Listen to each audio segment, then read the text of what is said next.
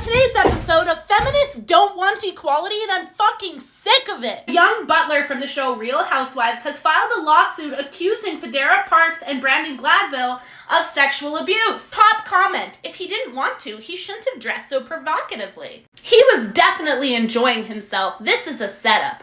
But he just let them do it. But at least this person was on the right track. He said if the roles were reversed, you would be supporting the woman. But now it's a problem because it's a man? Y'all wanted equality, right? Modern women actually have zero desire for equality. They just want women to have superiority. See, if feminists actually wanted equality, they would say, wow, we know what that type of victim blaming feels like, so let's support this man. But no, instead, you're being all fucking quirky and forgetting that there's a real victim with real feelings attached to this just because you want to, groom your own personal, emotional fucking trauma?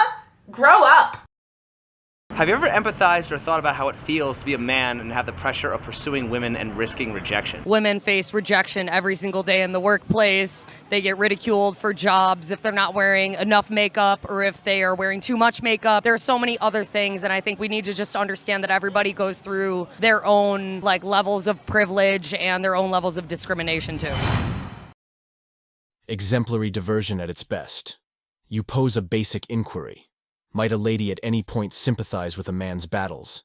And out of nowhere, she's discussing her own difficulties, wrecking the discussion to zero in on her number one subject, herself. Also, interestingly, the inquiry didn't specify ladies by any means. However, some way or another, she figures out how to bend it, hauling the spotlight right back to her and her timeless exploitation. It's practically similar to watching a presentation. You see this over and over. Notice a man's battle, and out of nowhere your knee somewhere down entails about how unpleasant she has it. She can't address the inquiry straightforwardly, so she turns, befuddling anything that challenges men face now with some drained tale about the past and how ladies were abused a very long time back. Like, hi, we're discussing cutting-edge issues here. Anybody who's worked in a corporate setting knows that the vast studios, courses, and HR reminders on Work Environment Direct have really precluded anything looking like out-of-line treatment without somebody crying foul. Attempt in any event. Taking a gander at somebody the incorrect way in an office today, and you're gambling with a visit to HR. However, that is the thing. Request that she identify with a man, and some way or another she can't see past her own insight. She's been taking care of a consistent eating regimen of young lady power, and you go, young lady, to the place where she really accepts her battles are the main battles that matter. So indeed, the compassion hole is genuine. Men spend their lives being educated to grasp, regard, and even concede to ladies' sentiments, battles, and limits. However, flip that content. Crickets. Each and every time I've asked a lady, have you at any point attempted to imagine a man's perspective? I get a clear gaze, or, typically, a discourse about her own concerns. It's practically similar to she doesn't get it. Or more regrettable, she couldn't care less. We live in a general public that regards ladies' issues as widespread and men's as a reconsideration. So how about we be genuine here? Men feel for ladies definitely more than they receive consequently. Now is the right time to quit imagining in any case. You are correct about the fact that women leave relationships or marriages years mentally before they do physically. And men, yes, are usually blindsided. But you lost me when you said men aren't given a chance to fix it. And women justify that by saying they've asked them 2 to 3 different times for something, and then maybe they just stopped doing it or didn't understand. Men are not dumb. We need to stop treating men like they are stupid. They are human beings, grown-ass adults. And you know what we're not going to do? Ask our partner over and over and over again to love us the way we need to be loved, to give us something that we need, and certainly not over and over to stop doing a bad behavior. We're not talking to toddlers. We're talking to a grown-ass man. So even though men are blindsided, he should have known because he's a grown adult. And even though women will leave a relationship mentally before physically, he was given the chance to fix it. Even though he didn't know that the relationship that he's currently in ended years ago. We should discuss this looking at intellectually strategy ladies love to pull. It's practically bizarre. They've concluded they're finished with the relationship years before really saying anything, all while they keep you around to get the profound and monetary leeway. They have their leave procedure blending, and you're left similar to a clueless blockhead. It all is well to think. It's course reading, truly. So many of these ladies figure they can simply eliminate the relationship in their brains, while yet receiving every one of the rewards. Here's the kicker. They move monetarily compensated for leaving. That's right. That is the world we live in. Ladies are totally mature grown-ups, equipped for working. Yet some way or another, the separation framework deals with them like vulnerable kids who need support. How advantageous, correct?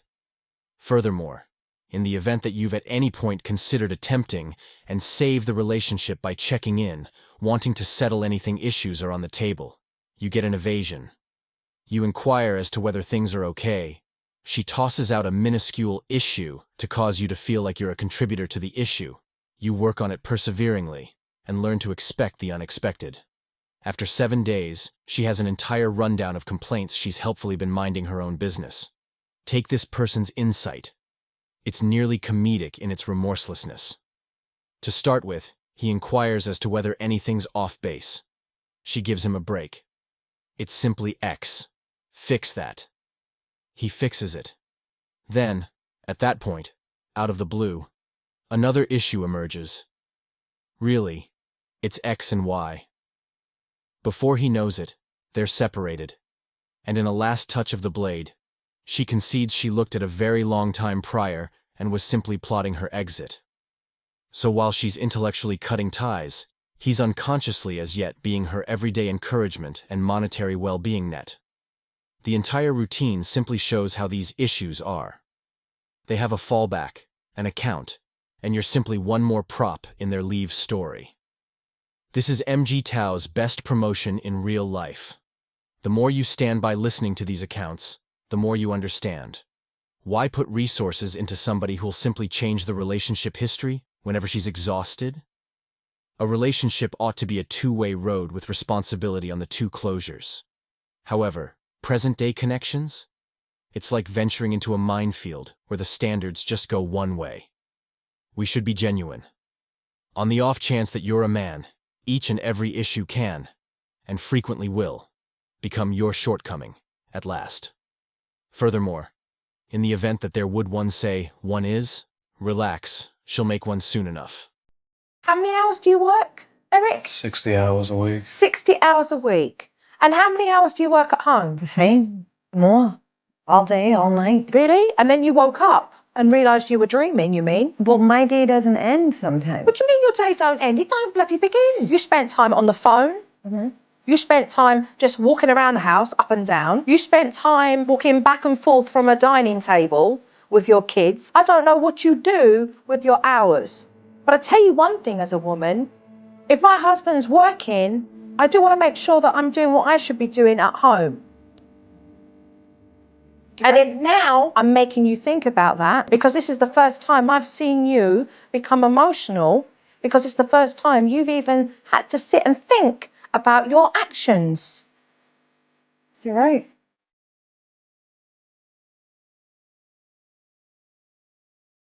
Precisely. In the event that you're a man who regards himself, reclaiming somebody who sold out your trust isn't simply an ill-conceived notion.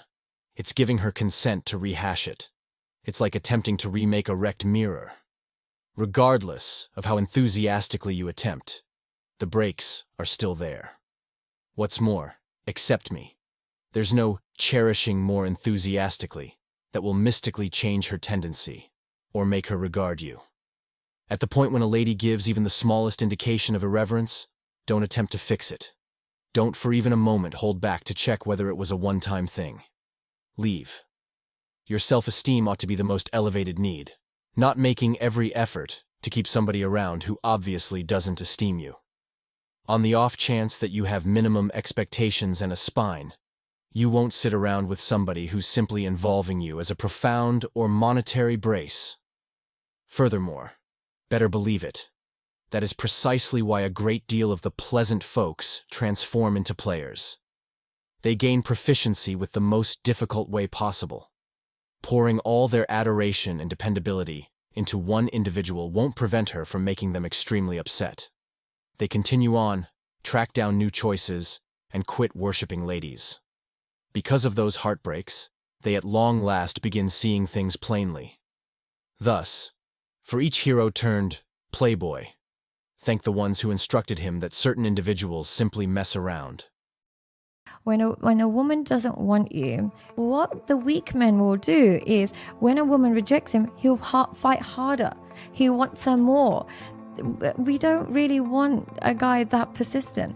What we mean by persistence is we're giving you interest, we're showing you interest, and we want you to return that interest. That's what we mean by playing hard to. But when we're outright rejecting you and you are still showing us interest, we start to see you as somebody who doesn't have alternatives. And by alternatives, we don't mean you need to have other women lined up, but you should have a life that you enjoy with or without us. Now, if you're not accepting our rejection, it makes us feel like you're not living a fulfilling life, and we are not attracted to men that are not living a fulfilling life. This here is the exemplary instance of privilege and forswearing enveloped with one major sensational bundle. She's over here behaving like she's some workhorse while disregarding that it's her better half, Eric, who's really bearing the hard work. At the point when Eric says 60 hours per week, you can hear the fatigue in his voice. The sort that comes from long stretches of busting his back to give while gaining zero appreciation. Be that as it may, does she require one moment to suppose, hello? Perhaps this person is exhausted from pulling the load around here? Not a chance. All things being equal, she tosses on the waterworks, fake tears rolling, not on the grounds that she's truly unfortunately on the grounds that her demonstration got uncovered. It's dependably a similar example. They pretend responsibility, shed a couple of tears to seem as though the person in question, and afterward go right back to their former ways once the intensity subsides. She'll presumably get back to lounging around, scarcely making the slightest effort at home, yet gripe that Eric doesn't help enough. And Paradise Prohibit Eric raises his own sentiments, on the grounds that, for folks like him, discussing their battles is some way or another feeble or whimpering. Society simply shrugs and says, indeed, that is a man's work, like it's some everlasting, verifiable truth. This story hits hard in light of the fact that it's excessively engaging. Take a gander at the quantity of men out there who break themselves every day of the week, just to be dealt with like an ATM with legs. The most terrible part? At the point when they at long last have enough and attempt to leave, their accomplice unexpectedly understands that the way of life they underestimated doesn't pay for itself. Like your ex, who figured she could simply waltz back in and get back on the money-making party bus, subsequent to understanding that bills don't mysteriously vanish once you leave a relationship, requesting another opportunity not once, not 2 times, but rather multiple times. The dauntlessness is out of this world. Furthermore, definitely, it's past time that more individuals go to bat for men who've been quietly getting through this garbage. Men shouldn't show torment, grumble, or request support. What's more, when they at long last snap, society shakes its head and faults them. That measurement about male suicides is no embellishment. It's the aftermath of men being dealt with like machines, not individuals. So caps off to anybody getting down on this, since men merit acknowledgement, regard, and the option to say, I'm not tolerating this any longer. And that concludes today's discussion on MGTOW Voice. Don't forget to like, subscribe, and hit that notification bell to stay updated on future videos. Share your thoughts in the comments below, and I'll see you all in the next video.